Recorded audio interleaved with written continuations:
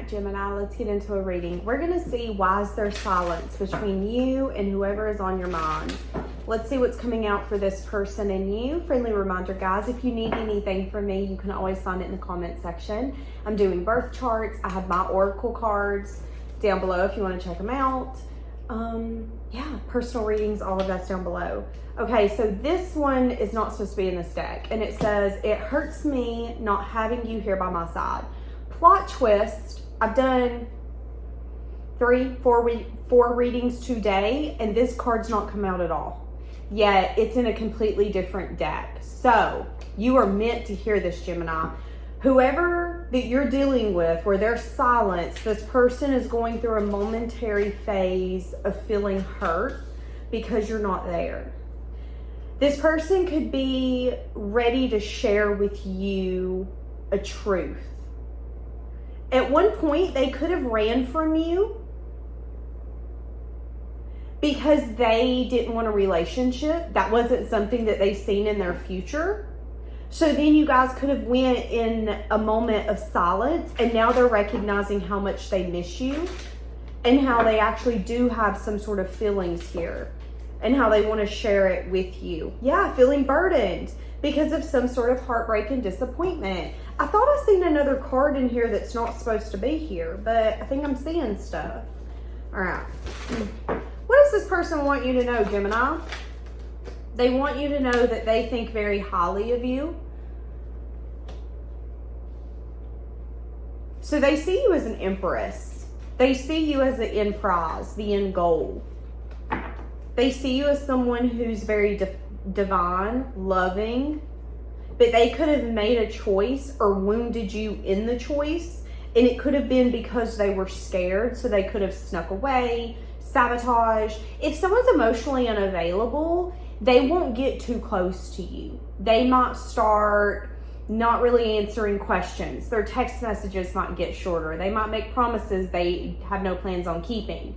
They might make promises and want to keep them, but then they sabotage by telling themselves, well, it's fine. I don't have to explain anything to you. We're not dating. We're not official. No, but it's called common courtesy. It's called being respectful and taking into consideration someone else has time and has other things that they have to deal with. Let's be honest, as adults, we have shit to take care of. So this person could have wounded you because they could have snuck away from you, made promises they couldn't keep. They acted in a way that made you feel like they were not ready with this Empress here. So how do they view this relationship? They view it as something where they got a message of truth or a message of bad news. They view this relationship as something that they're trying to gain clarity around, intel around. How do they view you? They view you as someone who's a collaborator. How do they feel for you? They feel like time is not working in their favor and like they're running out of time. They're not really confident here.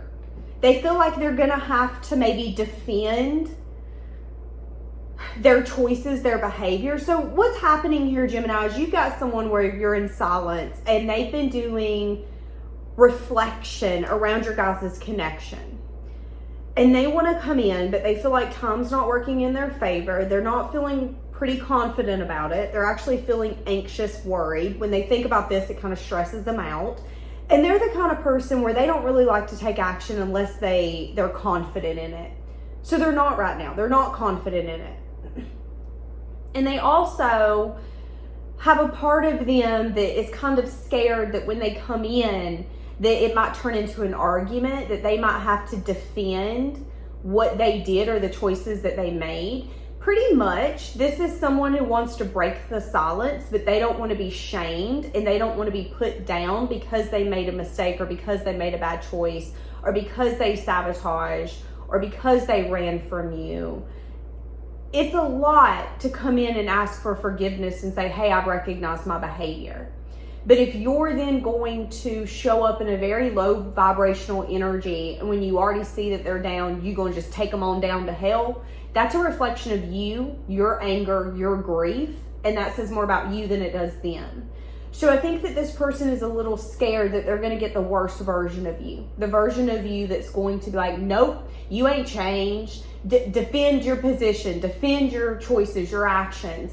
When it's an energy of, I can't defend it. But if you push me in a corner, I might start defending it. I might start feeling like, okay, fight or flight kicking in. What do I need to do? So that could be something that this person's worried about. Why are they so worried about this? Because there's a lot of confusion and illusion. The reason why they're so worried is because they're confused. There's a lot of options on how this can turn out. This can unfold in a million ways in one. And what they do know is they want to take a leap. They want to take a risk. They do know that they want to come in and they want to offer love. But they do know that sometimes the past comes back and it haunts you at your most inconvenient times. Here's an example.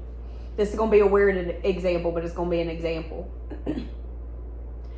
I was watching a crime show the other day, and a serial killer, I feel like it was from the 70s or 80s. He was a serial killer then. He got busted, I think it was like 2021, 2020. He went 30, 40 years on the run. And he raised his children. I think he had grandchildren. I'm pretty sure he was married. All of the things. He got to experience all of those. But what's getting taken from him is his retirement, is watching his grandchildren grow up, is having the ability to die with family around him. And sometimes we might not think that there's consequences for our actions, but sometimes the consequences come in a way that you would have never expected. Or they come in a way where, you know, maybe right now it doesn't matter, but maybe your future self, it will matter. Maybe your future self will care a little bit more than the self right now. That's what I'm saying here. So this person could be feeling that energy as, you know, maybe back then I didn't care. I didn't care that I was running, that I was hiding, that I was dodging. I knew that you were a team player. I mean, hell, you're showing up as the Empress, which means you are going to be big on trying to fix something. You're the kind of person where it's like, if we've got a problem, yo, I'll solve it, okay? That's your energy. You're going to want to dig. What's wrong with the relationship? Why are you acting like this? Can we fix it? And I think this person knew that. So they knew that if they would have opened up to you and told you, you know, I don't know what I'm feeling, you would have been like, well, maybe we should do this. Maybe we should. And they didn't want that. They weren't ready for that. But their choices and their actions is going to affect what you choose now, whether or not you believe that they're different. Now, I will say this. They're stressing. I would say that they're different. Them being able to see this behavior and recognize, I fucked up.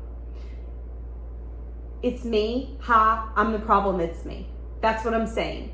Being able to take that sense of accountability speaks volumes. And that's the kind of person you want to have a relationship with. Because someone who will not accept accountability or say, hey, I'm responsible for this. I'm the reason this failed. They can't grow, they can't change, they can't evolve. So how do you expect your relationship to grow, change, and evolve if someone can't look in the mirror and go, oh, I'm the problem right now? So that within itself speaks volumes. So is this going to work out? They're going to talk about all of their regrets, and you're going to discuss how really sad and disappointed you were when everything took place. So I see you guys being vulnerable. I see you guys speaking truth, and I see you saying, you know, I was really disappointed that that happened. I was disappointed that you ran, that you ghosted, that you left me high and dry. But this person's also going to say, and I regret fucking someone over who was very emotionally available, loving, giving, and nurturing, because I was mistaking it then as something you could just get anywhere. And then when I got out in that dating world and really started digging, I realized that a lot of people out there are emotionally unavailable, chasing some sort of sensation, recognition, feeling, and it's very temporary.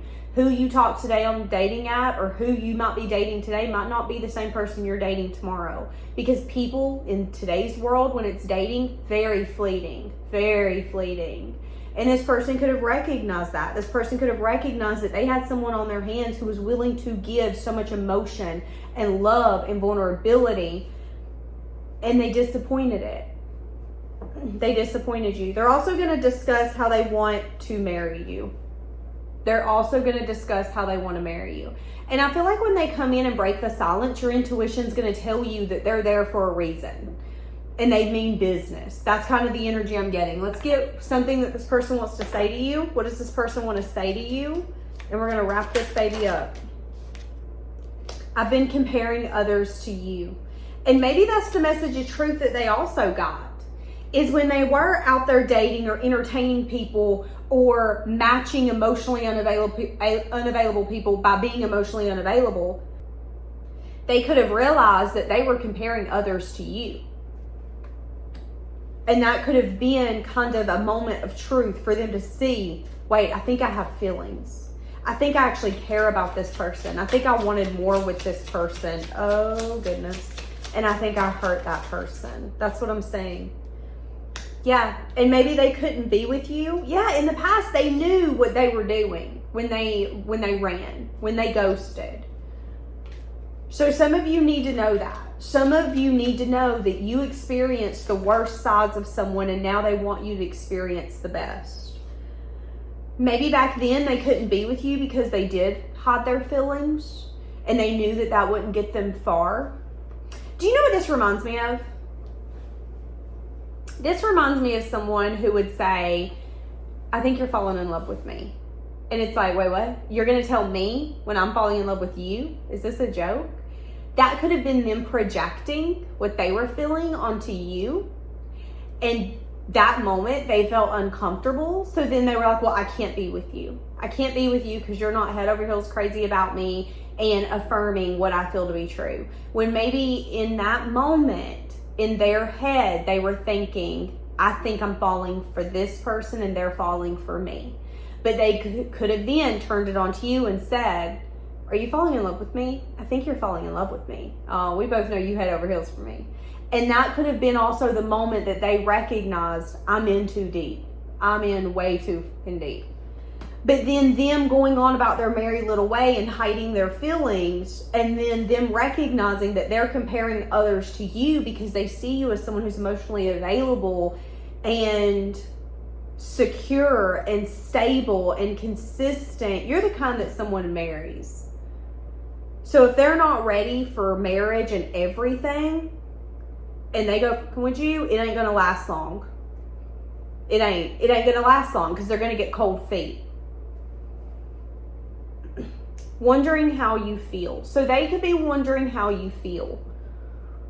Wondering what you feel about this. I'm starting to understand our connection, and what I'm understanding is I feel so happy when I'm with you. They could be in the process of staying awake, thinking about you. That could be what's kind of pushing them to want to come in and tell you how they feel. They could also have some sort of good news that they want to tell you, whether it's a business they started, something they bought. Maybe they bought a home. Maybe they moved. Maybe they bought a car. It could just be something that they're proud of. Maybe this is an energy of they used to be an addict. Now they're not. Maybe they're sober. They want you to know, you know what? I'm out of trouble. I'm sober. I'm really doing good. But you know what I'm not doing? I'm not doing well when it comes to how I treated you when I was in the middle of my addiction. That's what I'm not doing. And can we talk about that? That could be something that's going to take place. And it could be something here where they're thinking about it late at night and how they want to tell you everything that's taken place and how they've thought about you over these weeks, these months, hell, these years, whatever that looks like.